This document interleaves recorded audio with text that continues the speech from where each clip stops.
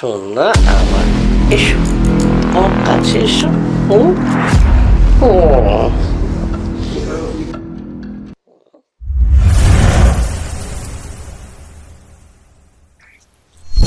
হ্যাঁ হ্যাঁ ও দাদা, শুনছেন? হ্যাঁ বলুন। বলছি এখানে ওই সুকান্ত ছেলেটার বাড়িটা কোথায় একটু বলতে পারবেন? ও সুকান্তর বাড়ি? হ্যাঁ। ও আচ্ছা, ধন্যবাদ দাদা। সালা এতগুলো টাকা হ্যাঁ, নিয়েছি, বল। সালা দেওয়ার নাম নেই আমাকে, সালা ছাড়বো না আজকে।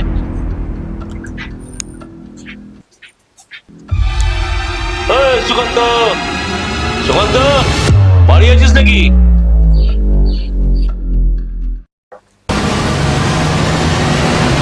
এ কি দাদা, আপনি? কে? এতবার ফোন করছি, আমার ফোনটা তুলছিস না কেন?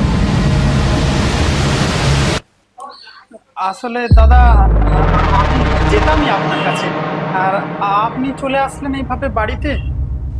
ঠিক আছে, তোকে সময় দিলাম তো 5 দিন। 5 দিনের মধ্যে যদি তুই আমাকে টাকাটা না দিস। কি হয়েছে গো, এত চেঁচামেচি? হ্যাঁ রে বৌদি, যে নমস্কার।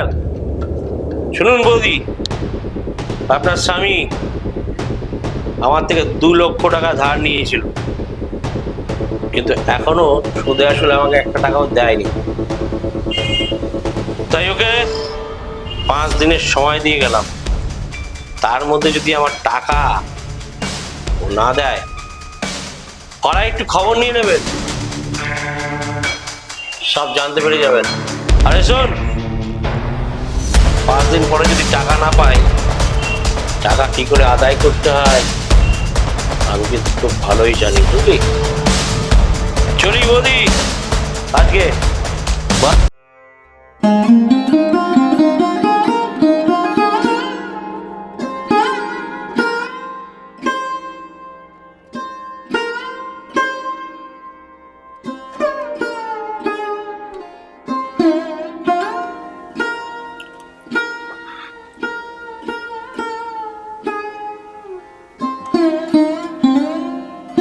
এতগুলো টাকা ধার নিয়েছিলে, কই আমি জানি না তো।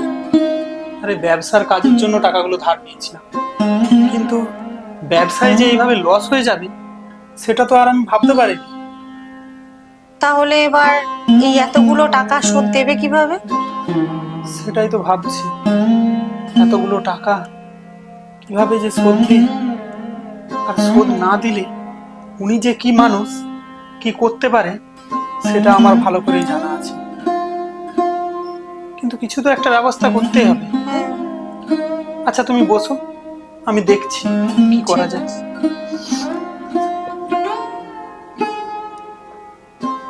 এতগুলো টাকা সুকান্ত শোধ দেবে কি করে? আমাকেই কিছু একটা ভাবতে হবে। দেখি তো ফোনটা, এই নাম্বারটা।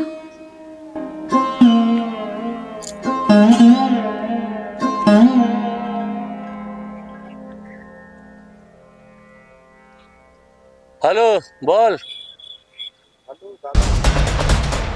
আরে বৌদি যে, হ্যাঁ বলুন। হ্যাঁ দাদা, বলছিলাম যে সুকান্ত যে আপনার থেকে 2 লক্ষ টাকা ধার নিয়েছিল, সেটা তো ও শোধ দিতে মনে হয় পারবে না। তো আপনি যদি আমাকে একটা কাজ। সে তো বুঝলাম, কিন্তু তুমি আর কি কাজ করবে? আর কাজ করে এতগুলো টাকা যদি শোধ দিতে যাও, তোমার 2 বছর লেগে যাবে।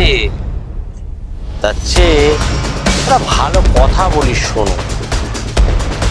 তুমি না একটা কাজ করো, তুমি আমার বাংলো বাড়িতে না, আমার যে ভাঙা বাড়ি আছে, হ্যাঁ ওখানে চলে এসো। আমি দেখছি কিভাবে ওই 2 লক্ষ টাকা সুদ সমেত তোমার স্বামী শোধ কি করে হয়। ঠিক আছে? চলে এসো।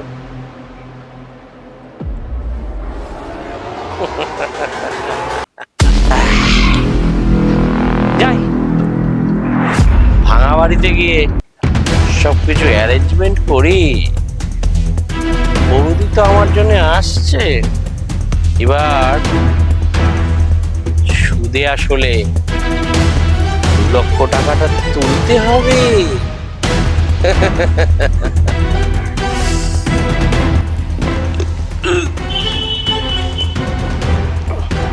সালা নেশাই হচ্ছে না, সালা এত মরা খাচ্ছি তো নেশা হচ্ছে না। আর ওদিকে সুকান্ত বউ এখনো এলো না তো। সালা 2-2.5 ঘন্টা হইতে চললো, এখনো এলো না। আমার এই ভাঙা বাড়িতে আসতে ওর এত সময় লাগছে কেন? আসবে তো? যদি না আসে, সালা জানি না তো আমি কি জিনিস, বুঝিয়ে দেবো।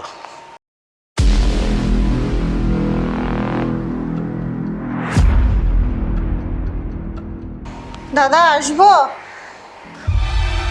আরে বৌদি রে, এসো এসো, ভেতরে এসো।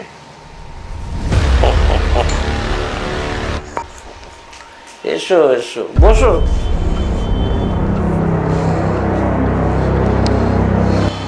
বলছি দাদা, আপনি যে কাজের কথা বলছিলেন।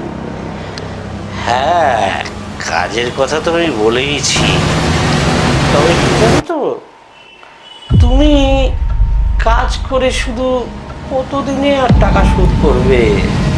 টাকা শোধ করতে করতে তো বছর কেটে যাবে। তার চেয়ে যে কাজ করলে কম সময়ে সহজেই টাকাটা শোধ হয়ে যাবে, সেটা করলেই তো ভালো হয় নাকি? আপনি কি বলছেন দাদা? আমি তো বুঝতে পারছি না। সে কি গো, দেখো, তুমি যদি মাঝে মাঝে আমাকে একটু খুশি করে দাও, তাহলেই তো টাকাটা তাড়াতাড়ি শোধ হয়ে যাবে। এসব আপনি কি বলছেন দাদা? ও, তুমি পারবে না? আচ্ছা, তাহলে তোমার স্বামীর থেকে টাকাটা কি করে আদায় করতে হয় আমাকে ভাবতে হবে। না দাদা, ওর কিছু করবেন না। তাহলে আমি যা বলছি মেনে নাও। ঠিক আছে। শোন না আমার, এসো আমার কাছে এসো। ও ও,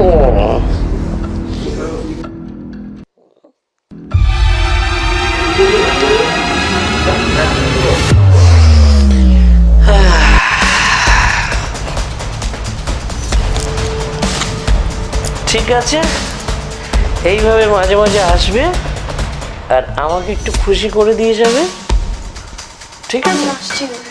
শোনো, ভয় পেও না, এই কথাগুলো আর যা হলো আমাদের মধ্যে, সেটা আমার এই 4 দেওয়ালের মধ্যেই থাকবে, ঠিক আছে? এসো।